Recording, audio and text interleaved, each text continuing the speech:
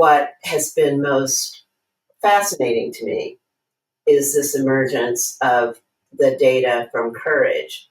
And that has been playing out with, in 2025, what I'm finding that clients are talking about, particularly in speaking up about things that they see, speak what I'm calling speaking truth to power, and taking courageous action in their organizations.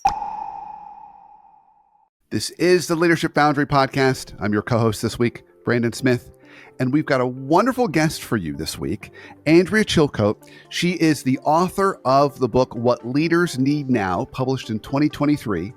She's also the CEO and president of Morningstar Ventures. And today she's going to talk not only about her book, but the accompanying assessment and survey that she has developed around the book. So Andrea, so excited to have you on the show here today. I am so excited to be here. Thank you for having me.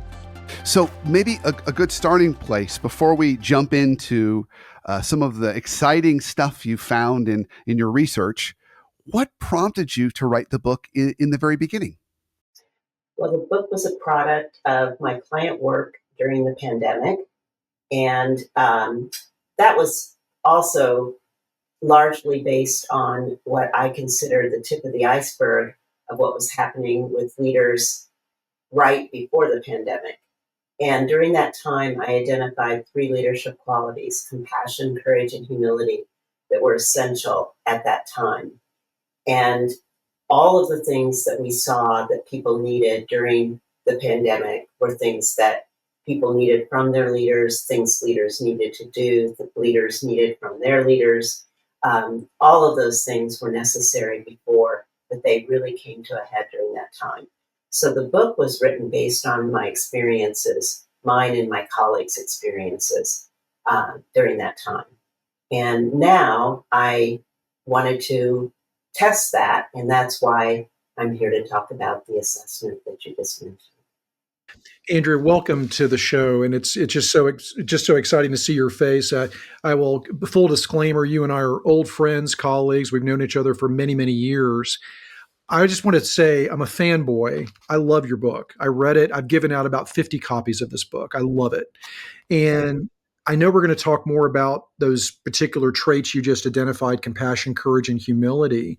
But in a minute, when you get a second to get into the book a little, I want to talk more about courage. And you made a statement about during COVID, you and your colleagues were just seeing a lot of different things with leaders. Well, let's fast forward to 25. Are you seeing the same things from your clients, and especially in the area of courage? I'm very intrigued about your work on courage. And I think some of the findings that you've got led you to do this really interesting leadership assessment. So kind of take us down that journey. What have you been learning since COVID, since you wrote the book? And tell us about this interesting assessment you've done. Yeah, so one of the things we've been doing since I wrote the book is looking at the interplay between compassion, courage, and humility. And I've had people tell me, well, Andrea, it's a good thing you have all 3 of these things together, because it takes courage to show compassion, and you better have humility when you're displaying courage. And I've looked at the interplay of all 3 of these things. So that's one piece of information that's been fascinating to me. The other piece is that I have had, part of this is the scientist in me. Even though I observed this, and you and I, Randy, are both coaches, and Brandon, you are an executive coach as well. We work with clients every day, and so we get this anecdotal evidence of things, and we think we know, we have a sense of what's going on. The scientist in me has wanted to have empirical data. So when I launched the survey, I did it wanting to know, are these really the behaviors? Are these things really in interplay with one another? And what has been most fascinating to me is this emergence of the data from courage.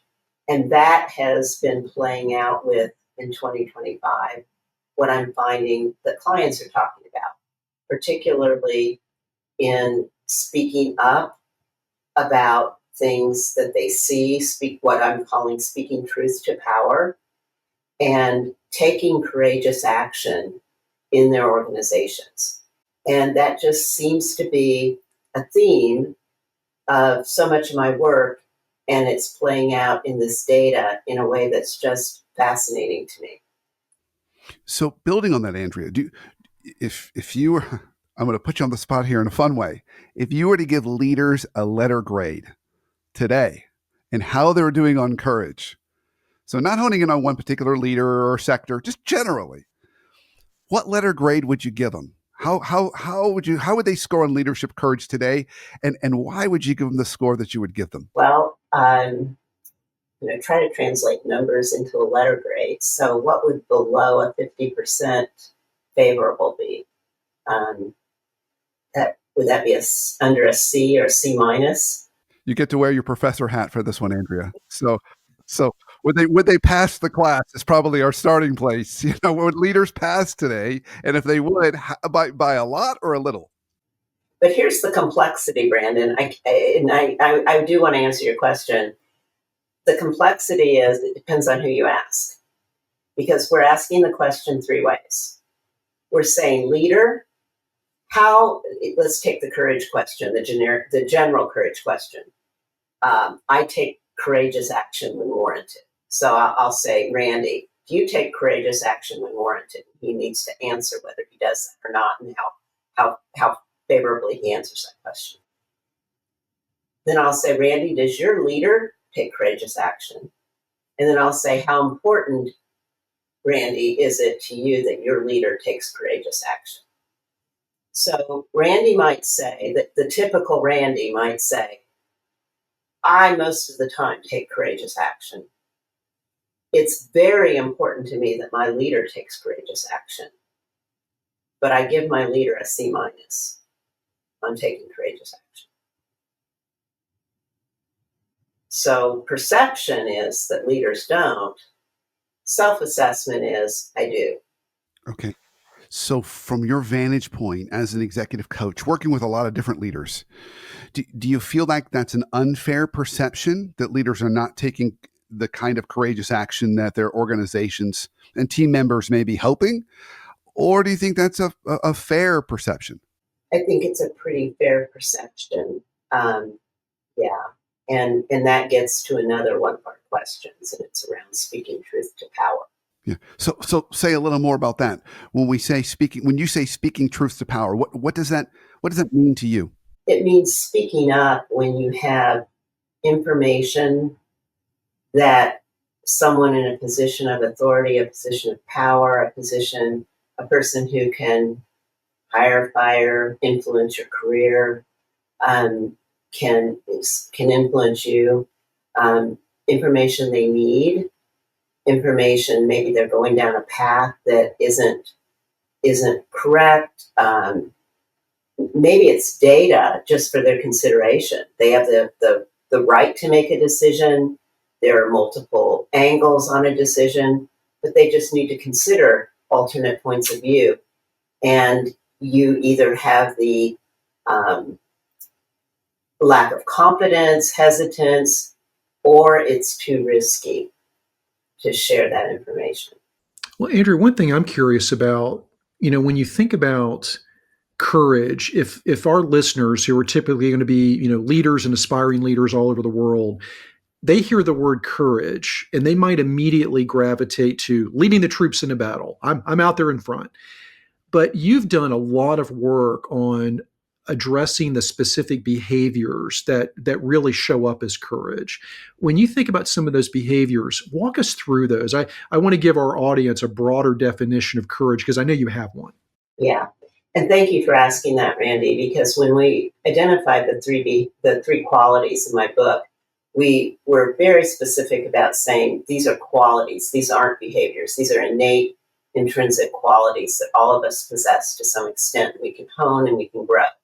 The behaviors around courage that I've identified are three: acknowledging reality, speaking truth to power that we just spoke about, and embracing authenticity. And each of those even though those are behaviors, if you will, each of those have a set of behaviors. So acknowledging reality, when we talk about that, we mean really accountability, ultimately. Accountability for the truth, accountability for what is. And I've been doing a lot of writing. I don't know an organization who isn't going through some kind of change right now. Been doing a lot of writing about how the change process is like the grief process. So acknowledging reality can be everything from acknowledging your feelings to acknowledging the facts, acknowledging where you are in terms of the business. And ultimately, what you're getting to is having people take responsibility for the moment, taking responsibility for their work, taking responsibility for their lives. Speaking truth to power, we were just speaking about, and there are complexities around the risks involved, the confidence that one has in themselves to be able to do so. And then embracing authenticity, what I've been talking about there, and we did some work with this on the survey, is feedback. But it's not just feedback. It's also about being able to be who you are at work. But I have put feedback into that category. One could argue that that's about acknowledging reality as well. But we've kind of put feedback, being willing to give timely and honest feedback to people as part of embracing authenticity. Another way of telling the truth, but it's not really truth to power. It's simply telling the truth. Is there any breakdown from your research on, sort of the different generations in the workforce? Is it more likely for a senior leader to show courage or a junior leader? I was just curious if you've seen any sort of trends that way. Stay tuned. So we have a little over 400 leaders who've taken our survey. We are gathering that demographic information, and we haven't broken out the data yet because we're wanting more numbers, and hope that people listening today will take the survey, because the more data that we gather, the more rich that information will be. But we are gathering that information. We will have that information when we have more data. May I throw something at you to respond to, just to consider? And this is purely anecdotal, and I'm curious to get Brandon's take on this. Anecdotally, I would say that more senior leaders likely are able to show courage, may choose not to. I'm kind of interested in the ones that know what to do but choose not to do it. Like, what holds people back from doing it? In a previous show not long ago, Brandon and I were talking about early career professionals. And one of the challenges is they don't really know a lot about how to interact on a team and in a company and how to lead yet. We need to invest in that generation. But as I think about the senior leaders that we all serve, they probably intellectually know, but something holds them back. Is there anything we can learn from the assessment about what holds them back? When you have data on a piece of paper, that's the first thing you want to know. Why did they answer that way? So our next step will be to hold focus groups. And so I hope you'll have me back after we have those done. You can tell I'm passionate about this topic, and we are intent on gathering more information. Now, I do want to make a comment on what you just said, Randy, because I think there's three things around. If you just take the courage to speak up, for example, there's the how to do it. And I had a client recently who said something, and it seems so obvious, but it was so well said. She said, she was getting a complaint from one of her team members who said, well, it's just not safe to speak up. It's just not safe. And she was encouraging her that it was safe. And there was nothing to be afraid of. And you can speak to, in this case, it was a mid-level management team. You can tell us what's going on.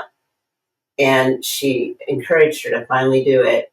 And when she finally spoke up, the way in which she spoke was so disrespectful that she had to do some damage control with the rest of that middle management team. And so you have to make safe okay for everybody. So the person speaking truth to power has to make it safe to hear. And I said that's obvious because that's what, those of us who teach communication skills, it's like you have to speak in a way that it's safe to respond. Um, but that's not always obvious to people, especially someone when perhaps newer in leadership. So there's the how you do it. There's the fortitude. I have a clip on my website that is really well spoken from an author, Tiziana Cacharo, that I interviewed. And she said she evoked Martin Luther King Jr. when I asked her a question about speaking truth to power. And she said he talked about somebodyness. And you have to have somebodyness. And you can't speak truth to power unless you have the confidence in yourself. And that is so true. And then I think the third piece is you have to have the ability to discern the risk. And I don't think we can deny that there are risks to what we do and say, and you have to know where your line is and where your values are. And what I've been doing as part of this work is asking clients to tell me stories about times when they spoke truth to power. And many times those stories are very positive and they say how much they grew and how transformational it was. But I've had clients tell me stories about the detriment, about what they suffered from that. And one of the latest ones was one who told me how career limiting it was and how he had to leave an entire industry because of what he did. And what he did was the right thing to do, but it did not work out well for him. So those three things I think are important to mention. So, Andrea, honing in on those courage behaviors, I think you're setting up for us a challenge on how can we be more courageous as not only leaders but humans. And so, going back to your behaviors, you had acknowledging reality, speaking truth to power, which you just talked about, and then embracing authenticity. Is there one of those that's more difficult than the others? I think it varies by person for sure. Yes. Do you have any hypotheses when you start to look deeper into the research on where we might see more of a need today? I think they work together, Brandon.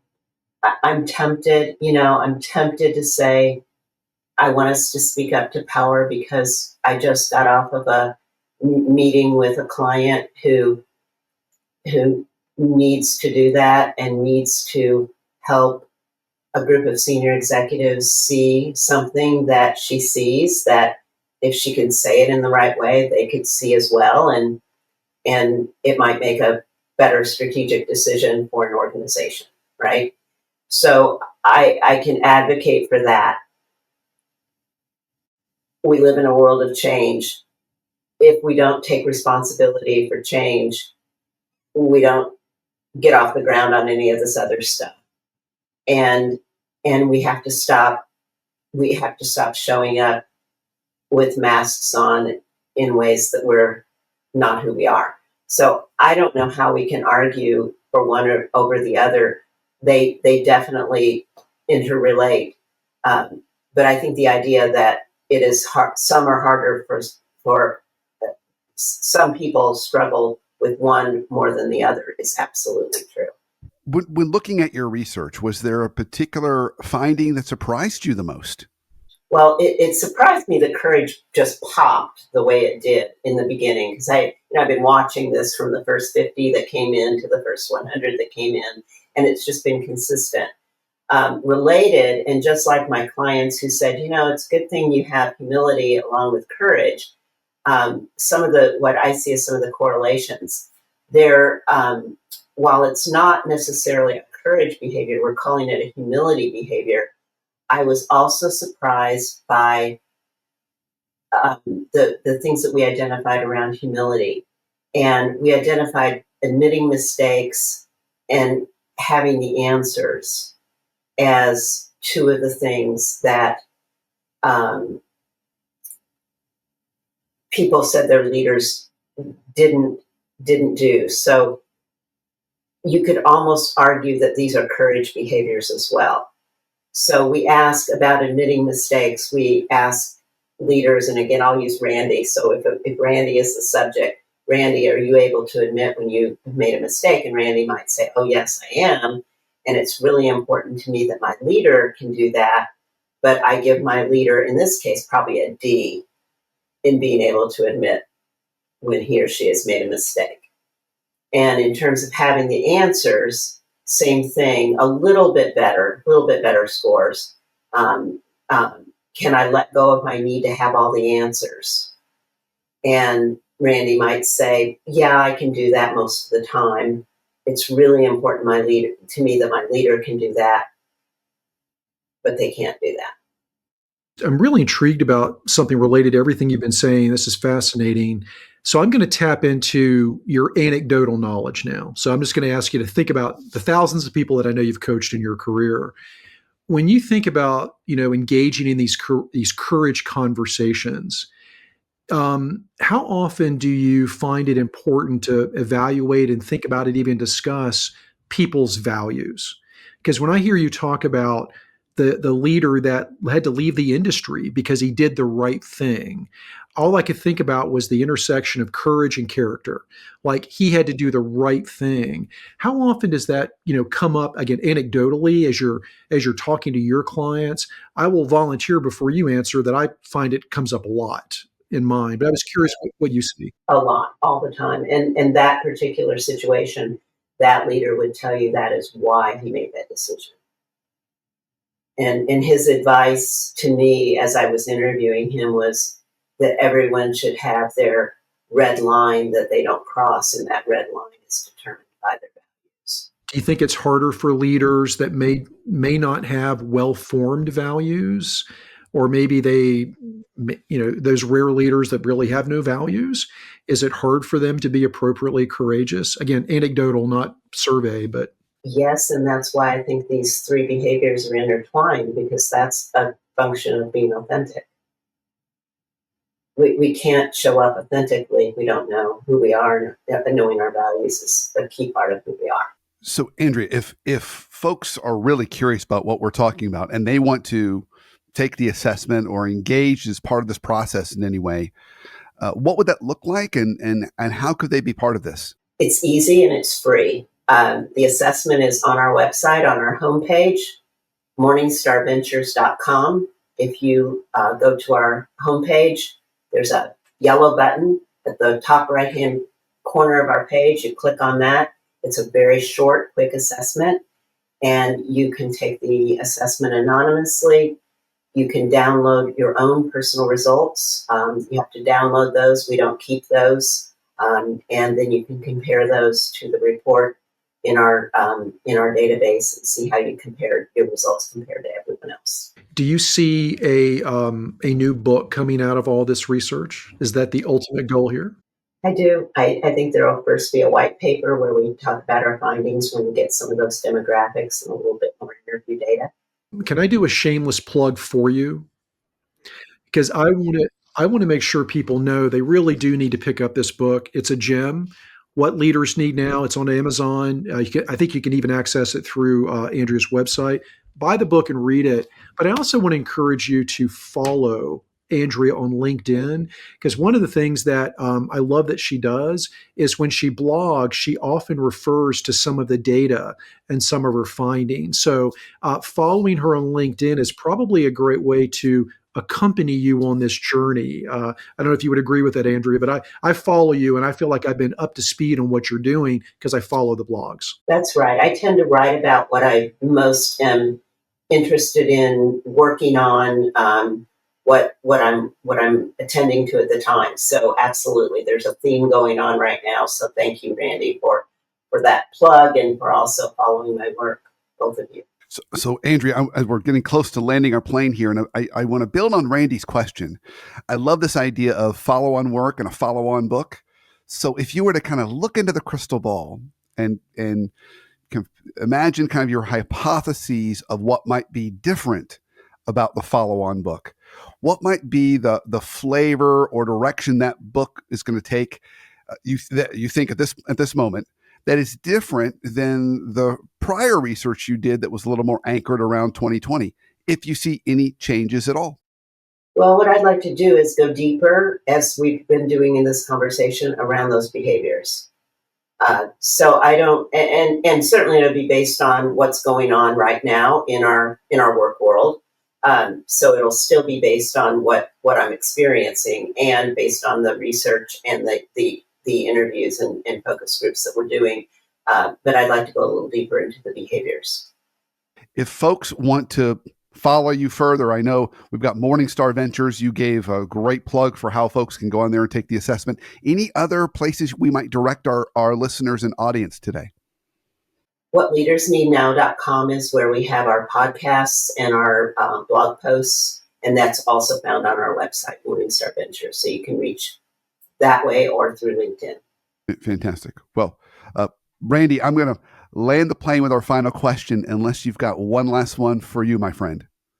No, I just want to thank Andrea and her colleagues for the work you're doing, because, too often I think we have a habit of just dealing with the surface, and you're digging much deeper. You're getting into root causes. You're helping us unpack very meaningful things in work. So I know as a coach, Brandon too, we will benefit from the great work you're doing. So thank you. Thank you for having me. Thank you for letting me talk about this, because I agree with you. It is important work, and we all need to be talking about this now. So we end all of our shows with this kind of practical, actionable, slightly inspiring prompt. So as you sit here today, is there one practical thing that you would recommend leaders should start either thinking about or doing today that can help either them or their teams thrive tomorrow? Well, in the spirit of what we've been talking about, speak up about something that is aligned with your values, with the values of your organization. Find the courage inside of you to speak up about something. Thank you. Thank you for your time today. Thank you for the gift of your work and all of your insights. I and we and all of our listeners are greatly appreciative. Thank you.